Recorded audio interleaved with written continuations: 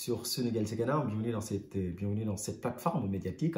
Si c'est la première fois que vous visionnez cette vidéo, donc deux choses, je vous invite à vous abonner à la chaîne YouTube et aussi à activer les cloches de notification pour recevoir justement toutes les vidéos ainsi que tous les contenus que je réaliserai dès que mon temps me le permettra. J'aimerais qu'on parle, de cette donnée sociale, ou politique si vous voulez, qui commence à peser sur le contexte politique social sénégalais, c'est la question de la troisième candidature ou la question du troisième mandat du président Macky Sall au Sénégal.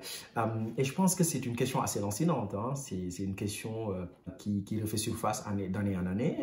C'est dès, la réélection du président Macky Sall en 2019 qu'on a commencé à se poser des questions de savoir est-ce qu'il allait encore une fois être candidat potentiellement à un troisième mandat ou pas du tout. L'intéressé, le président Macky Sall a été interrogé plus de 2 fois sur le sujet. Il n'a jamais voulu, l'évoquer très clairement. C'était du oui-oui ou du oui-oui, du oui-non. Je ne sais plus comment il l'appelait encore. Et donc, la question que je me suis posée, c'est qu'est-ce qui amène justement nos gouvernants, qu'est-ce qui amène les hommes d'État africains. Et je ne parle même pas que du cas du Sénégal, je parle des hommes d'État africains dans leur large globalité. Qu'est-ce qui amène ces hommes d'État à vouloir s'éterniser au pouvoir? Qu'est-ce qui amène ces hommes d'État à ne jamais se conformer à toutes leurs propositions, à toutes leurs promesses électorales? Et donc, une fois au pouvoir, ces hommes politiques-là sont les premiers à s'inscrire à l'opposé, aux antipodes, n'est-ce pas, de leurs promesses de campagne électorale. Qu'est-ce qui fait donc fondamentalement que l'homme africain a cette boulimie foncière à l'égard du pouvoir politique? Tout simplement. Moi, je pense qu'il y a plusieurs faits sociaux qui concourent à cette situation qui est quand même quelquefois, assez pandémique et qui est assez problématique parce que c'est des situations quelquefois conflictuelles. Rappelons-le encore une fois, au Sénégal, presque une dizaine de personnes étaient mortes lorsque le président Abdoulaye Wade a voulu forcer, une troisième candidature aux élections de 2012. C'est quand même très, très récent. Et donc, moi, quand je vois le président Macky Sall qui ne veut pas du tout se prononcer, sur la question et qui éternise le débat, qui le prolonge jusque dans ses derniers retranchements, j'ai envie de me dire, mais qu'est-ce qu'il a appris bon son des événements de 2012? Qu'est-ce que cette personnalité a appris de ce qui s'est passé en 2012. D'autant plus qu'il était, au front pour dire au président Abdoulaye Wade, vous n'avez pas le droit à un troisième mandat. Le président Abdoulaye Wade est très récent dans les esprits. C'est quelqu'un qui avait forcé, une troisième candidature, qui a été battue dans les urnes par Macky Sall. Et je pense que l'interview du président Macky Sall dans les colonnes de Jeune Afrique n'est pas une interview qui viendrait, clarifier la situation. D'autant plus que je pense, il dit qu'il donnera son avis après les élections législatives de 2022, donc du 31 juillet 2022. Deux cas de figure. Le président Macky Sall, il dit par exemple, ou il dira, je suis candidat à ma propre succession aux élections de 2024. On est quand même à 1 an et 6 mois des élections de 2024, donc février 2024. Donc à peu près, on est à 18 mois au mois de juillet, en tout cas 2022, ou même là, au mois de juin, on est quand même à 18 mois des élections de février 2022. Et pourtant, dans le régime politique sénégalais, on est incapable de savoir si le président Macky Sall va être candidat ou pas. Qu'est-ce que cela veut dire? Cela veut dire, dans un premier temps, et ça rejoint, moi je pense que Obama disait, quand il avait visité l'Afrique, qu'on a des problématiques, d'institutions. Ça, c'est le premier élément. Mais aussi, on a des problématiques d'hommes politiques.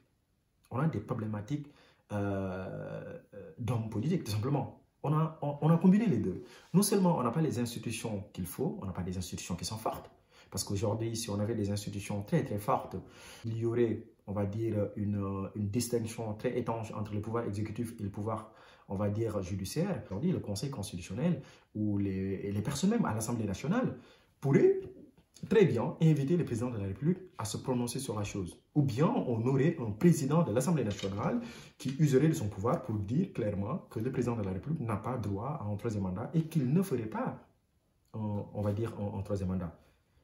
Mais on n'est pas dans cette disposition parce que le président de l'Assemblée nationale, c'est quelqu'un qui a été, mis au perchoir par le biais des calculs politiciens et par le biais, d'attributions politiques qui ferait que, il va se taire lorsque cette situation, va s'imposer à lui et va s'imposer au peuple sénégalais. Et donc, on n'a pas les institutions qu'il faut, parce que l'Assemblée nationale, encore une fois, c'est, on va dire, l'organe républicain qui est capable de contrôler l'action du gouvernement. Le président de l'Assemblée nationale aurait tout à fait cette crédibilité et ce droit de dire stop au président de la République parce que l'Assemblée nationale contrôle l'action du gouvernement. Donc ça, c'est le premier élément. Le deuxième élément, c'est quoi? C'est qu'on a quelquefois une population qui n'est pas forcément mature face aux enjeux. Ça, il faut oser le dire. C'est parce qu'on a, comme on le dit très souvent, on a les dirigeants qu'on mérite qui sont à l'image de notre société. Et comment elle est la société sénégalaise, quelquefois la société africaine? C'est une société qui est très complaisante à l'égard, on va dire, de la chose publique et à l'égard des hommes politiques. Ce qui m'amène justement à terminer mon propos en disant ceci. Il faut qu'on arrête fondamentalement dans le système politique africain, il faut qu'on arrête d'idolâtrer les hommes politiques. Parce qu'on vit toujours, quand on s'inscrit dans cette dynamique, dans la désillusion politique. L'idolâtrement politique amène à une désillusion politique, fondamentalement. Donc il faut qu'on arrête d'idolâtrer les hommes politiques, il faut qu'on arrête de les déifier. Encore une fois, la déification politique amène à la désillusion politique. On a vu le cas avec Abdoulaye Wade en 2000, on a vu le cas avec le président Macky Sall en 2012, et on continue de le faire avec des hommes politiques sénégalais. On n'apprend pas de nos erreurs. On n'apprend pas de nos erreurs. Ce qui m'amène aussi à dire, il faut qu'on soit extrêmement, on va dire, exigeant à l'égard de nos hommes politiques. Il faut qu'on soit exigeant. Sinon, on continuera toujours à vivre dans la désillusion. On en arrive à la fin de ce contenu. N'hésitez surtout pas à vous abonner à cette chaîne YouTube et surtout à activer la cloche de notification pour recevoir, on va dire, tous les contenus, toutes les vidéos qu'on sera amené à créer sur Sunugal CNM.